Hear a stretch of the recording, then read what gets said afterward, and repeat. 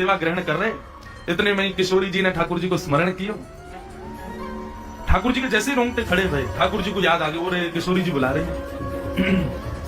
लेकिन किशोरी जी बड़ी नाराज हो जाएंगी यदि उनको पता चलेगी कि कोई सखी के ऊपर हम कृपा करवे आए हैं। ठाकुर जी दौड़े, किशोरी जी जहां बुला रही हैं वहीं दौड़े।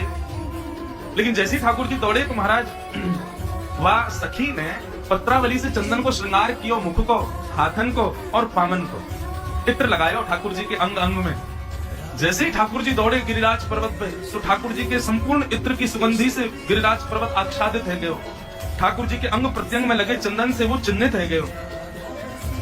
ठाकुर जी दौड़ करके जा रहे, तभी पीछे मुड़ करके ठाकुर जी ने देखी पूरे गिरिराज पर्वत पे चंदन लग गया, इत्र की सुगंधी आ रही है।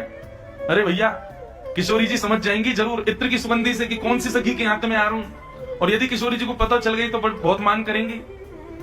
ठाकुर जी ने मन में विचार किया, किशोरी जी सामने से आ रही हैं और किशोरी जी की नासिका बड़ी तेज है, सूंघ रही है दूर तक। बोले कि इत्र की सुगंधी तो चंपक लता की लग रही है, ये कहां से आ रही है। इतने में ठाकुर जी ने भ्रुकुटी टेढ़ी करी, इंद्र से कही, बोले जल्दी वर्षा कर, सबरे चंदन को मिटा या इत्र की सुगंधी को माटी की सुगंधी में दबा दे, नहीं तो किशोरी जी मान करेंगी। इतने में ही मेघमालाएं आकर के झमझम बरसने लगे। जैसे ही मेघमाला बरसी, किशोरी जी वह बिंदु से अपने भाव को रक्षा के लिए कोई लता कुंज की ओर दौड़ी।